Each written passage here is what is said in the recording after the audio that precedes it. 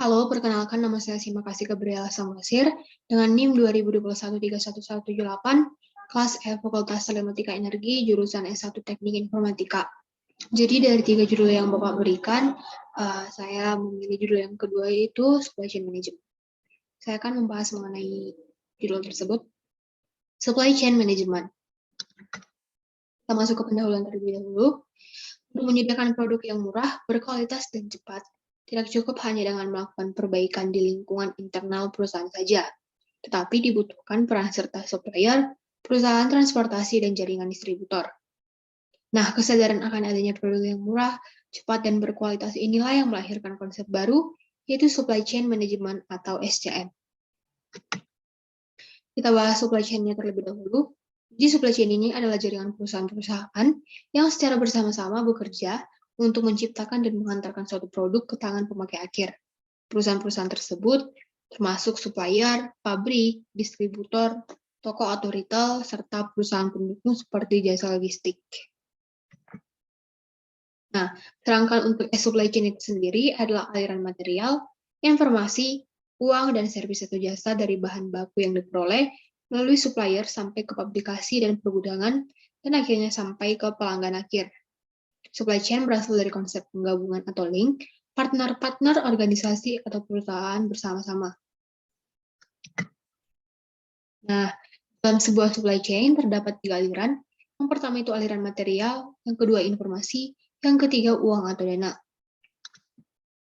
Kita bisa lihat sini secara sederhana supply chain. Yang pertama itu kita mulai dari supplier ya, di bagian hulu, lanjut ke manufaktur, distributor, wholesaler. Jadi wholesaler ini kalau bahasa sehari-harinya kita menyebutnya pedagang grosir, lanjut ke retailer itu pedagang eceran, dan yang terakhir di bagian hilir itu end customer, itu masuk ke produksi rumah tangga. Nah, kita bisa lihat juga di sini terdapat 3 aliran. Material atau produk pengembalian atau retur termasuk ke aliran fisik. Uang, invoice atau pricing termasuk ke aliran pembayaran. Kapasitas, jadwal pengiriman, order, data penjualan masuk ke aliran informasi. Kita lanjut. Nah, kita akan masuk ke supply chain management. Jadi pengertian supply chain management itu sendiri adalah manajemen kegiatan yang terkait pengadaan material dan jasa untuk mengubah barang setengah jadi dan produk akhir serta mengantarkannya melalui proses distribusi. Ini juga bisa kita lihat ilustrasi supply chain management secara sederhana.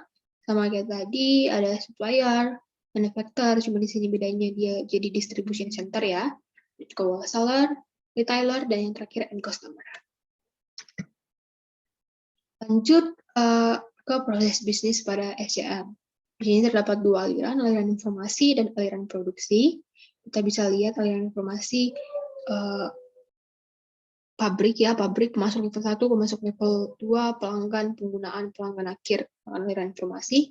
Sedangkan untuk aliran produksi sendiri meliputi manajemen hubungan pelanggan, manajemen pelayanan pelanggan, manajemen permintaan, pemenuhan pesanan, manajemen aliran manufaktur, manajemen hubungan pemasok, pengembangan dan komersialisasi produk, serta manajemen pengembalian.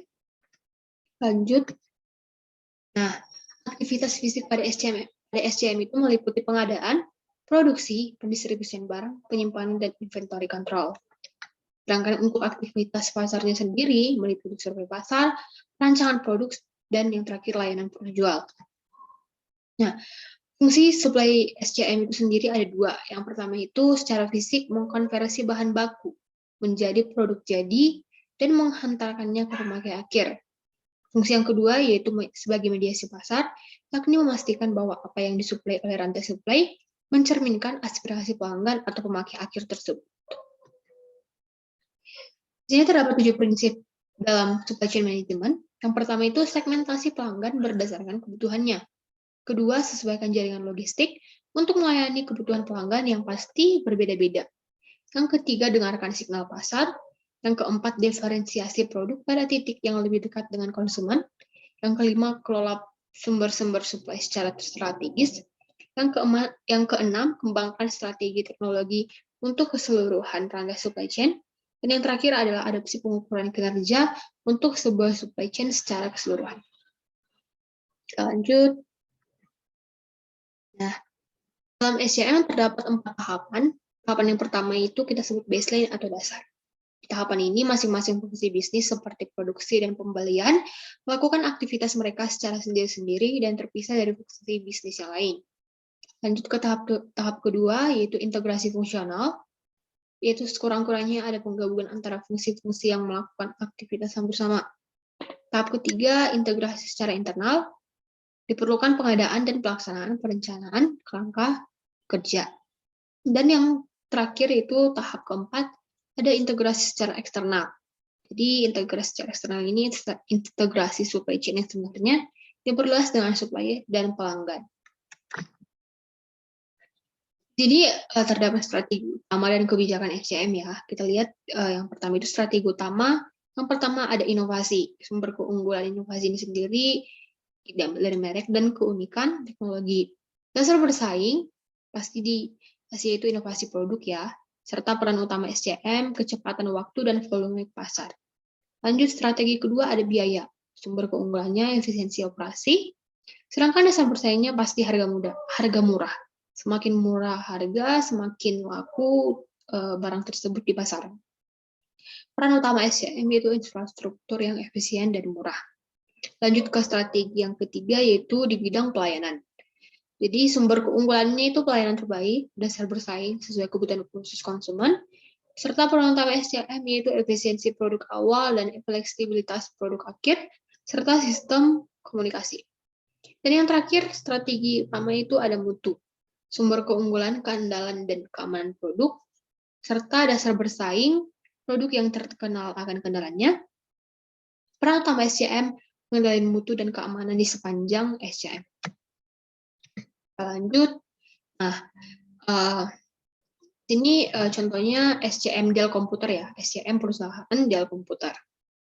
Ketika customer membeli secara online dari Dell komputer, supply chain yang terlibat yang pertama itu pasti pelanggan.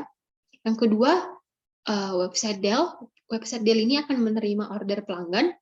Yang ketiga, pabrik perakitan Dell akan merakit produknya. Yang keempat, akan dipasok oleh Dell. Setelah mendapatkan produk yang dipilih, pelanggan memasukkan informasi order dan membayar. Customer-nya dapat melihat pada website untuk mengecek status order tersebut. Dell Assembly Plane akan memenuhi customer order, kemudian Dell Komputer menerima komponen dari beberapa supplier dan memasuk produk melalui beberapa transportasi. Nah, untuk global supply chain management itu sendiri melibatkan supplier dan atau customer dari luar negeri dengan alasan yang pertama itu pasti mereduksi biaya ya, meliputi material, produk, servis serta tenaga kerja. Yang kedua perbedaan ketersediaan, yang ketiga strategi global perusahaan, yang keempat perbedaan teknologi di luar dan di dalam negeri, yang kelima kualitas produk, serta yang terakhir itu perbedaan kebutuhan. Nah, apa sih tantangan-tantangan dalam menerapkan supply chain management itu sendiri? Yang pertama itu kompleksitas struktur supply chain, karena melibatkan banyak pihak dengan kepentingan yang berbeda-beda, serta perbedaan bahasa, zona waktu, dan budaya antar perusahaan. Yang kedua itu ada ketidakpastian. Ketidakpastian apa aja nih? Pertama, ketidakpastian permintaan ya pastinya.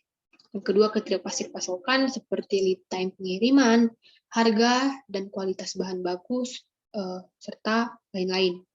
Dan yang ketiga itu ada ketidakpastian internal, kayak kerusakan mesin, kinerja mesin yang tidak sempurna, ketidakpastian kualitas produk, dan lain-lain. Nah, apa sih peran internet dalam supply chain management? Jadi internet itu sendiri memungkinkan kolaborasi, koordinasi, dan integrasi dalam praktik di lapangan. Yang kedua, dengan adanya internet, pihak-pihak pada supply chain bisa membagi informasi serta melakukan transaksi dengan lebih cepat, murah, dan akurat. Yang ketiga, informasi penjualan di supermarket atau retail akan mudah bisa dibagi dengan pihak-pihak yang berada di sebelah hulu supply chain dengan menggunakan internet. Aplikasi internet dalam konteks supply chain management ada dua. Yang pertama electronic procurement atau e-procurement. Yang kedua electronic fulfillment atau e-fulfillment. Kita akan bahas satu persatu. dari e-procurement itu sendiri. Jadi e-procurement ini sendiri merupakan aplikasi internet untuk mendukung proses pengadaan. Perusahaan otomotif seperti Volkswagen, General Motors, Daimler Chrysler, dan lain-lain menggunakan e-procurement secara ekstensif untuk proses pengadaan bahan baku dan komponen, serta item-item yang masuk dalam kelompok MRO atau Maintenance, Repair, and Operation, seperti suku cadang, peralatan tulis kantor, dan sebagainya. Nah, e-procurement ini dapat digunakan untuk mendukung hubungan jangka pendek atau e-auction dan hubungan jangka panjang atau kemitraan. Kita lanjut bahas mengenai e-fulfillment. Jadi, e-fulfillment ini lebih pada bagian hilir supply chain. Nah, kegiatan-kegiatan yang termasuk dalam proses fulfillment ini antara lain menerima order dari pelanggan. Kayak pelanggan ini bisa memesan order melalui telepon, fax, email, atau website ordering. Yang kedua, mengelola transaksi, termasuk proses pembayaran. Yang ketiga, manajemen gudang, meliputi pengendalian, persediaan produk, dan kegiatan administrasi gudang secara umum. Yang keempat, manajemen transportasi, keputusan mode dan rute transportasi termasuk ya di dalamnya. Dan yang kelima itu adalah komunikasi dengan pelanggan, memberikan informasi status pesanan, dukungan teknis, dan sebagainya. Nah, lanjut ke topik bahasan selanjutnya, yaitu manajemen e-supply atau ESCM. Merupakan penggunaan teknologi untuk meningkatkan proses B2B dan peningkatan kecepatan, ketahanan kontrol langsung, serta kepuasan pelanggan. Teknologi dimanfaatkan untuk peningkatan operasi dari rantai persediaan atau supply chain. Selain teknologi juga melibatkan perubahan-perubahan pada kebijakan manajemen, budaya organisasi, proses bisnis, dan struktur organisasi.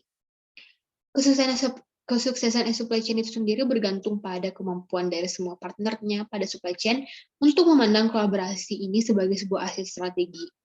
Yang kedua itu kemampuan untuk melihat informasi yang ada pada semua partner supply chain.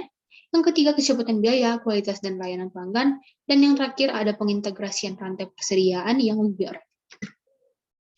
Aktivitas atau proses apa saja sih yang ada pada ESCM? Aktivitas proses yang ada pada ESCM meliputi pengisian ulang persediaan, e-procurement atau pemesanan, kolaborasi perencanaan, kolaborasi desain dan pengembangan produk, e-logistik, serta perdagangan dengan B2B dan supply web. Nah, dalam supply chain terdapat permasalahan yang kita hadapi, seperti yang pertama itu kayak supply chain ini dapat menjadi sangat lama gitu loh, karena melibatkan partner internet dan eksternal yang berada di banyak tempat berbeda. Yang kedua, masalah kualitas material, yang bisa terjadi karena kesalahan pengiriman jenis material. Yang ketiga itu tidak adanya infrastruktur logistik atau sistem. Yang keempat, order yang tidak menentu baik dari pemasok maupun distributornya. Jadi, di sini diberikan juga solusi e-commerce untuk supply chain itu sendiri. Yang pertama itu kita order melalui internet, EDI, extranet secara otomatis. Contoh pada B2B, order transmisikan secara otomatis ke pemasok ketika level inventory sudah mencapai titik tertentu. Yang kedua, memenuhi order secara langsung. Yang ketiga, pembayaran elektronik dapat mempercepat pemenuhan order dan jangka waktu pembayaran. Yang keempat, persediaan dapat diperkecil dengan melakukan pemesanan bila akan ada produksi dan dengan memberikan informasi yang cepat dan akurat kepada pemasok. Yang kelima, kolaborasi perdagangan antara anggota supply chain dapat dilakukan di banyak area, sehingga dapat mengurangi keterlambatan, gangguan pada pekerjaan, serta biaya administrasi dan inventory. Oke, demikian presentasi dari saya. Jika ada kesalahan pengucapan kata, kalimat, ataupun yang lainnya, mohon dimaafkan. Sekian dan terima kasih.